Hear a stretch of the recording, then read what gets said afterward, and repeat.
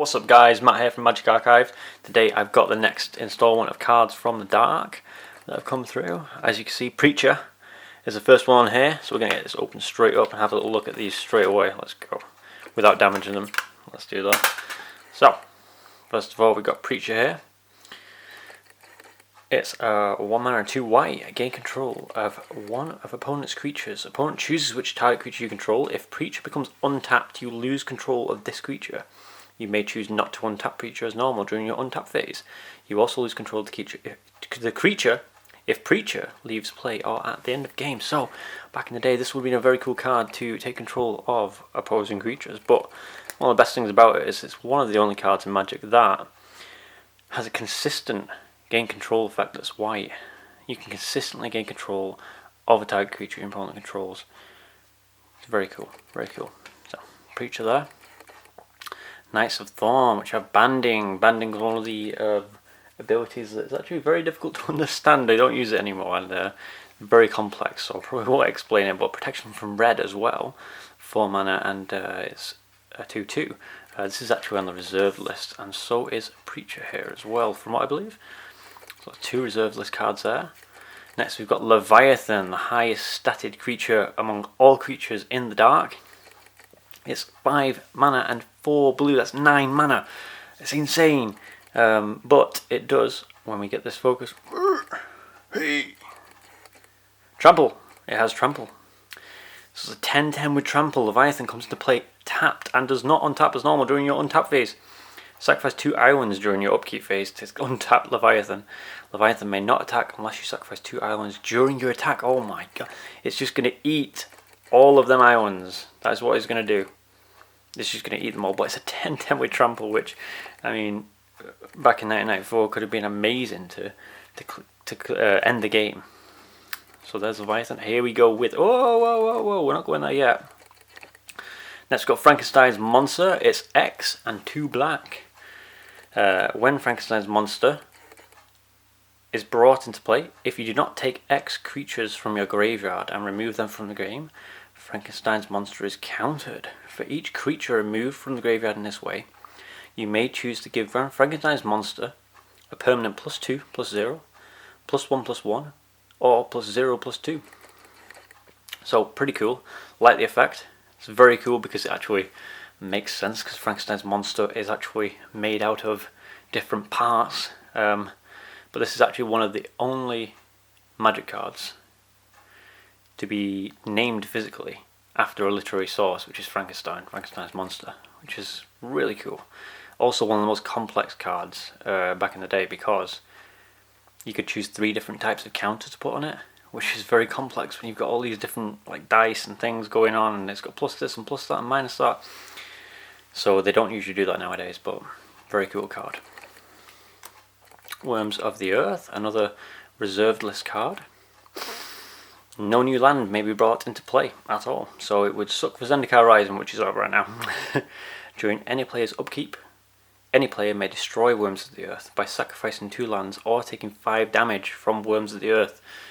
So someone's going to destroy it. You take 5 damage, or you can sacrifice 2 lands. So it's pretty cool. 2 mana and 3 black. Next we have one of the best cards. In fact, I think it's the most expensive card in the set. It's Blood Moon. Blood Moon has been reprinted in Double Masters recently. Really nice artwork. It's been reprinted a couple of times. But all non-basic lands are now basic mountains. Will really mess up your opponent if their whole deck is definitely monocolour that's not red. Thankfully it does say basic mountains. All non-basic lands, sorry. So not all your basic cards are going to change. But if you've got like lands in there that aren't basic lands, then it's going to mess you over. But again, really nice artwork here for Blood Moon. Really nice, and like I said, one of the most, it's probably the rarest card to get in the set. But yeah, Blood Moon. Reserve list as well, I think. Oh no, it can't be reserve list because it's reprinted. Hidden Path is reserve list, so 2 mana and 4 green. 4 green! That's crazy, crazy mana. So 6 mana, which isn't too bad actually for green decks. But all green creatures gain Forest Walk. Pretty cool. Pretty cool. I do love how in the green cards in this set, I think it's an old, they have this sort of wood this wooden text box down here. Really cool. But yeah, let's have a little look at the artwork because it's very nice. Hidden path.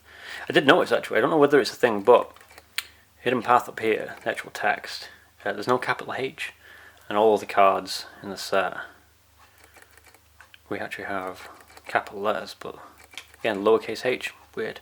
Not sure whether that's a misprint, I don't think it is. Next we have Sorrow's Path. This artwork is pretty incredible. There's dragons, there's fighting.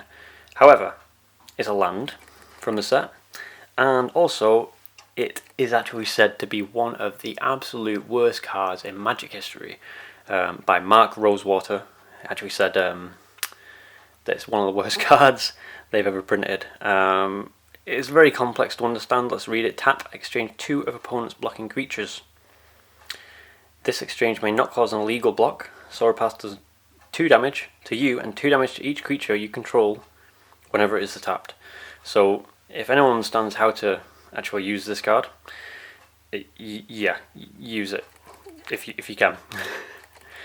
And then we have City of Shadows. This one is actually reserve list. This is one of the cool cards in the set, and inspired the creation of other cards later on in Magic as well. I can't remember. Was it Altar of Shadows or something? I can't remember. Anyway, a card later on it inspired the creation of it. But City of Shadows, yeah, nice moon in the background there. Again, probably Blood Moon from before. Tap, sacrifice 1 of your creatures, but remove it from the game instead of placing it in your graveyard, which is exiling, as we know. Put a counter on City of Shadows, and then you tap it, add X colourless mana to your mana pool, where X is the number of counters on City of Shadows. So a very cool way to add colourless mana to your mana pool, pretty easily as well. But yeah, that is all of these cards here. All of these done. And we have actually, I think I've got a couple more here that I can go through straight away. I've actually got Season of the Witch here, and there's actually quite a lot here, but we will go through them. So here we've also got Season of the Witch, which recently has actually shot up in price. I think it's because it's reserved list, but again, artwork from back in the day is so nice. So Season of the Witch, at the end of each player's turn, all of his or her untapped creatures that could have attacked but did not attack are destroyed. If you do not pay 2 life during your upkeep, Season of the Witch is destroyed. Effects that prevent or redirect damage may not be used to counter this loss of life. Then we've got Ashes to Ashes, which I think we've already been through as a duplicate.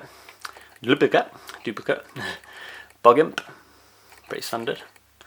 And there's Holy Light, Brainwash,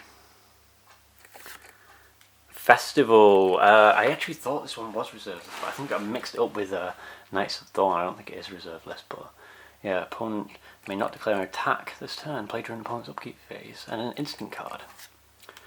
Apprentice Wizard. Tap to add 3 to your mana pool, 3 mana to your mana pool, which is pretty cool actually. Pretty cool.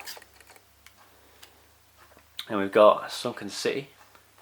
All blue creatures gain +1/+1. If you don't pay 2 blue mana during your upkeep, Sunken City is destroyed. So that teamed up with Leviathan would be destroy your own mana like crazy. Goblin Shrine. I think we've been through this one already. I think we've already got it in one of the previous videos. If you want to have a look at them, this one is again really cool artwork. Look at that. Creepy goblins. If target land is a basic mountain, all goblins gain +1/+0. Goblin Shrine does 1 damage to all goblins if it leaves play. Goblin Caves, I think we've been through this one before. Yeah, that one. And Scavenger Folk. And I think this is Gaia's Touch. I think it's the last one actually, Gaia's Touch. Again, I actually tried to get some more of these. About $2 something. I managed to get this one, hoping that the text would be aligned properly, but it actually isn't. It's not aligned properly. It's again over here like the other copy that I've got from the previous video. But yeah, we're hoping to actually get one that is aligned properly, because they are aligned properly, some of them. So yeah, there it is guys. Some of the best cards in the dark in that collection there. I'm going to be very careful with them, put them in the folder. But if you like the video, be sure to like and subscribe, and we'll be collecting the rest of it soon. We've got pretty far so far. And some really nice artworks. So I hope you liked the video, and have a great day.